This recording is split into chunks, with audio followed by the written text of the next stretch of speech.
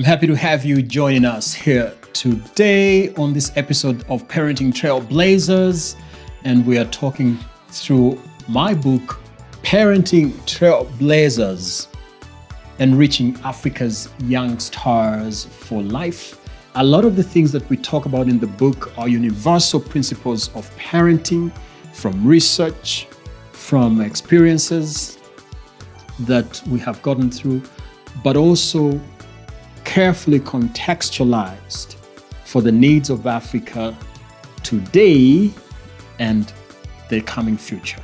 How can we ensure that as we parent our little ones, we are literally preparing them for leadership tomorrow, for leadership not just at their little individual level, but at a communal level, at a continent level, and on the global scale.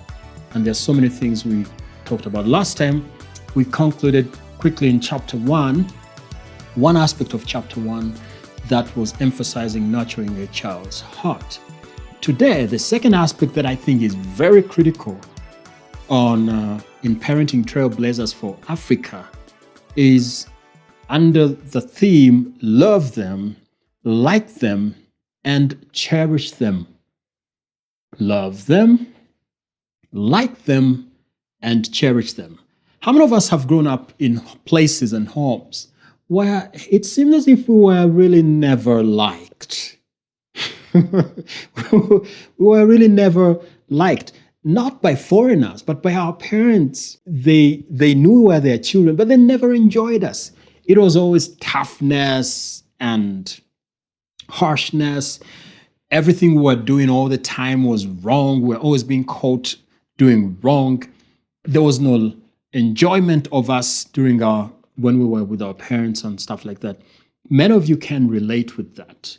When I was in primary school, there's a young boy, Robert, but every time Robert returned to school, because it was a day school at that point, Robert just seemed like he was not enjoying his home. He was just not always happy. He never had the best stories to tell. You could see that he wasn't really achieving the liking that everyone wishes they should have in their home. The end of the story really is that Robert eventually passed on. Yes, not many years ago after we had grown up, when we were still in primary school. Robert eventually lost his life. We don't know how, but he never came back to school. He died. He passed on. I remember his family wasn't necessarily broke or poor, but he never seemed to really be enjoying home. He never felt, I think, that he was being liked. And how many children who probably never died eventually, but they just come from environments where they don't feel like they are liked, they are cherished. They're like burdens. Every time the parent returns home, whether a mother parent or a guardian or a father parent, it's as if the child is such a burden to this community. And the adults wish, or those taking care of the children, it seems as if they wish the children were never there at all. And children catch these sentiments because sometimes these sentiments are not really covert. They're so overtly expressed that the child knows they're not liked, they're not loved.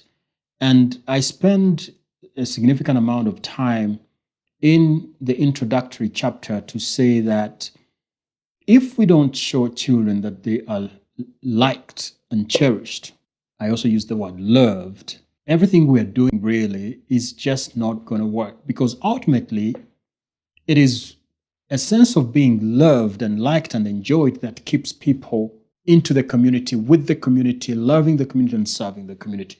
They reciprocate like that to a greater extent. But let's see some of the wisdom that we have here in the book and give it a perfect balance, saying that though loving people and cherishing them does not guarantee that they will reciprocate with love or behave well, withholding love is even more perilous, as it diminishes the chances of nurturing, caring, and loving individuals. So what Eddie Ivan is saying here, that it's true. It's not that everyone who is loved eventually turns out to be a loving person. There are people who are loved But they rebel, or probably because they were never nurtured at heart. They were just thrown goodies and lavishly spoiled under the name of love, but they were never formed. So it doesn't mean that everyone who is loved and liked and cherished ends up being good. But we're saying that the extreme of not loving and caring for children when they are still young is even more perilous, because we are not even guaranteed of any good that's going to come out of them unless there's some divine intervention of some sort. And I write here that growing up in Africa, I've encountered many children and young people who genuinely felt unloved, either by their parents or guardians. Now, while not all these children turned out poorly, the lack of a loving example in their early years meant they missed out during that stage of their development on learning how to cherish and value others, valuing them because they are human. So this is what this emphasis on loving these children and liking these children and cherishing these children is pointing toward. It's really pointing to us, the adults, to say that we like people, we love people, we cherish people, not because they're always well behaved, not because they're always good, but because they are human. A human being must be loved, especially if they have not launched out to do any sabotage to anyone. A human being must be cherished by virtue of being human. Yet in our homes, there are children who are never cherished, either because they're not as bright as their big sister, either because they're not as bright as their little brother, or they're not as gifted, or they're not as cool, whatever way you define coolness.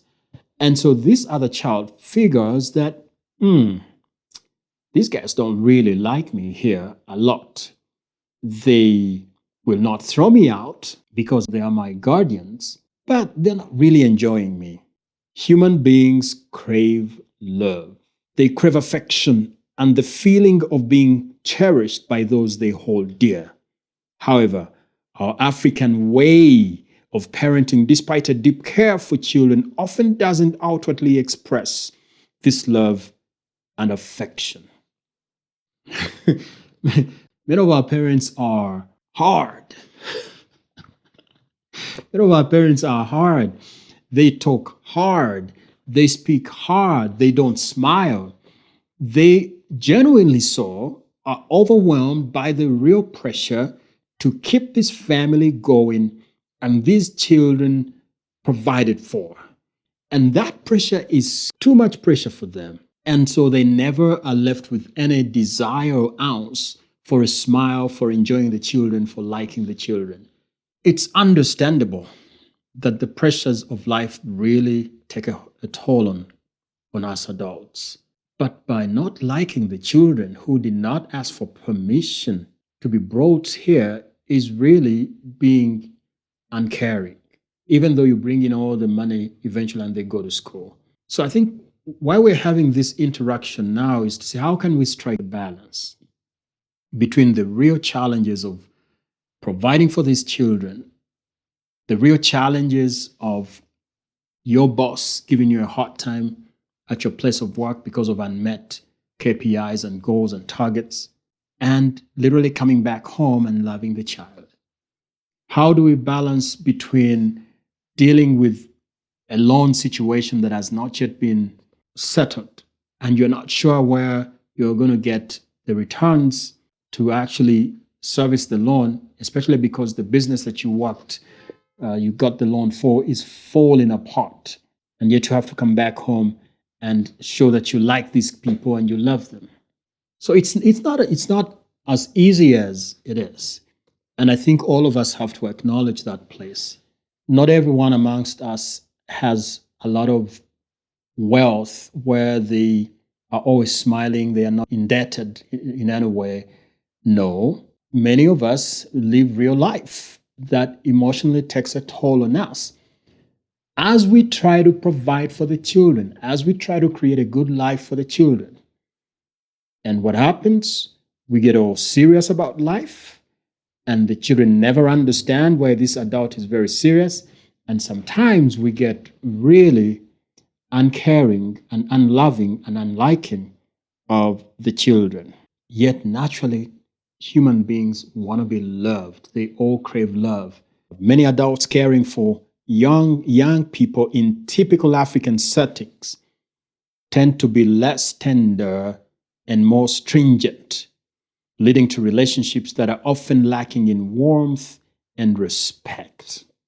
We're not just unwarm to the children, but clearly everything we do and say to them just shows that we don't respect them.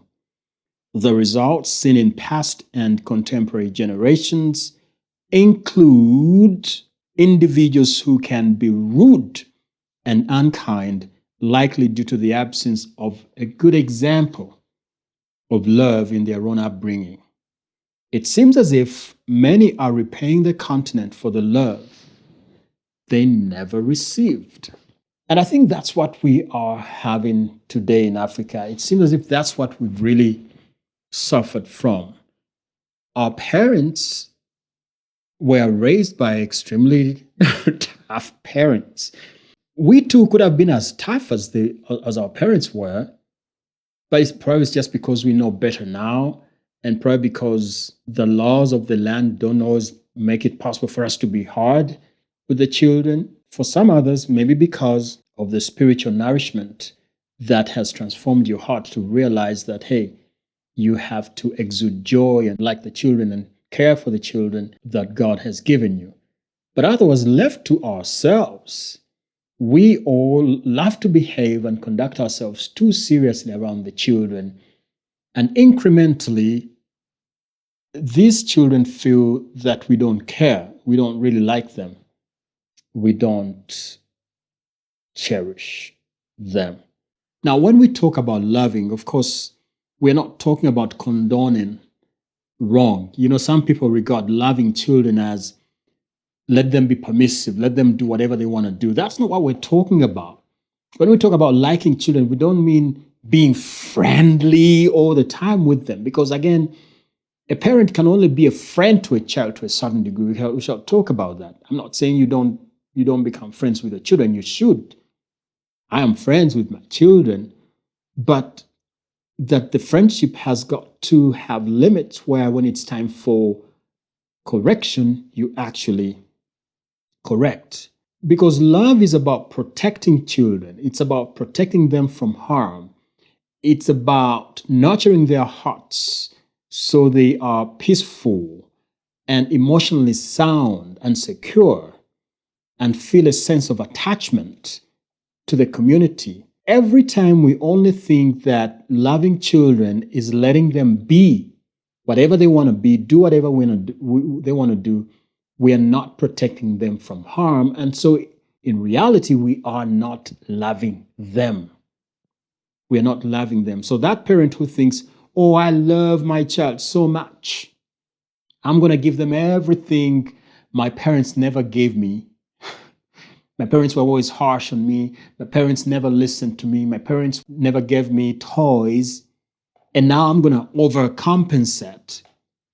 And like you hear, many parents have overcompensated and instead destroyed their children, meaning they have not, in essence, loved their children. Because if you give them the gadgets like computers where they sleep on the gadgets, never get enough rest, so that their brains don't develop well, their bodies don't rest well, they get exposed online to very dangerous, explicit material, means that you are not loving them, you are destroying the children. So loving children does not mean condoning what they want. Loving children does not mean approval of every silly, wrong thing that the child actually whines and wants you to give them. And I think that's the balance we're making here on the aspect of loving. We're defining love for you. Love is kind. Love protects. And love does not delight in wrong. No, it doesn't. Love does not delight in wrong. So, as a parent who loves your child, if you realize that you're trying to be all lovey dovey and just throwing material stuff to your child without necessarily guarding their hearts from harm, you're not loving children. But what does love mean in this context? What message are we trying to convey to you parents today about loving your children? When we say that adults should love, cherish, and like their children, we mean in part that parents should be kinder, refrain from punishing children for every minor infraction, and be patient with them, allowing them to make reasonable mistakes from which they can learn. Not expecting perfection from the child, so that for every wrong thing they do, they are punished, they're given time out. Because then there the child will feel just persecuted. There is no room for mistakes. Yet we know that children make mistakes, genuine mistakes. And we'll talk a lot about mistakes later on when we talk about inculcating responsibility by allowing children to do household chores. And we'll show you there that even that is a risk, because they're going to make so many mistakes as they do the chores, they're not going to do a good job. So you're not just going to be coming and throwing tantrums because they have failed. Loving children means respecting them as full-fledged human beings, enjoying their company, valuing them, always protecting them from harm, and guiding them towards successful adulthood. That's really loving, and that's what we are emphasizing here. So when we do not love, if children feel unloved, they are less likely to love us or their community in return, which can lead to broader social consequences. And so we want to cultivate a deep sense of being wanted in children so that as they grow, they will love us and the continent in return. A child who feels that love is lacking within their community will seek it elsewhere, leading to a loss of connection with their roots. One of the things we are suffering from today as a continent is many of our good people are going out of the continent. Those who can get some little money here, it's as if they want to run out of the continent. Maybe because they don't feel like they are liked or loved here because of the example we set for them. So let's really take this very seriously as we interact with the children, to know that eventually the attitudes of not feeling liked is going to grow to be stamped on the community by the individual, so that they always want to be away, yet we need them here to contribute to our growth. Here we have a study in Kenya by Moses Ngwade, by Elder Onsomu, Dominic Mutaka, and Damiano Manda, which analyzed data from 800 children and their parents and found that 60% of the children who felt loved and cherished, these children had fewer behavior problems. They had better social interactions and showed more empathy and resilience. And this research, therefore, concluded that parental affection plays a key role in helping kids manage their emotions and build strong relationships. And if we want to raise a generation of kind and well-behaved young people, we must start by showing them love. Do your children feel that you like and you care for them? Do you play with your children? Do you have moments where you are just laughing with your children? Where you go out with them and talk with them? Where you sit down at the table with them? Or is it the only time that you are talking to your children, interacting with your children, is when you are telling them what wrong they have done, or when you are just punishing them? Loving children involves adults loving and respecting each other. If you as adults don't love each other in the home setting, you can pretend all you like about loving the little ones, but it's going to come off. It's going to come through. So there's a mother who trashes the father. There's a father who trashes the mother. And sometimes these things come off in real words before the children. When the children see that the people you first engaged before the children were ever in the picture, you don't respect them that much, or you take them for granted, you're not laughing with them, you're not smiling with them. You can smile with them, the children, all you want, but they will really not think that you care for them that much. Because if you cannot love that person who you knew better and before them, how are you going to really convince them that you love them? But also because these children love these adults really a lot. If the child senses that you don't love their adult, they may also consequently feel that you don't really like them that much. So, dear parent, dear sir, dear madam, if you're going to say that you love the children or show them that you like them, learn to like each other as adults. Because children are watching us. They are looking up to us. So if they see that we're not liking each other here, enjoying each other, they will catch the vibes and they will know that we're just pretending out with them. And they will always be insecure, thinking that something radical, drastic is going to happen in this community. And so they may never feel as secure as they ought to feel. This is crucial because children will feel loved and cherished when their entire environment is full of love. How can we convincingly claim to love the children if we, the adults, as adults, don't love one another? We can't. Children are perceptive. They know that before they came into the picture, adults were there to care for each other and decided to bring these children into the world. So, let us love one another as adults. If we love children, let us love each other.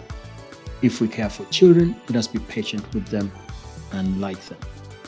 Believing that even if they mess up now, they are on a journey of perfecting their skill.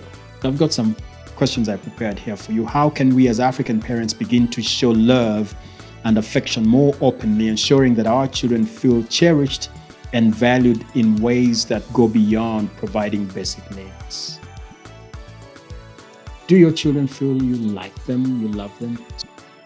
Thank you for being part of this. Until we meet again next time, let's keep parenting our trailblazers with love and let's cherish them. Love you.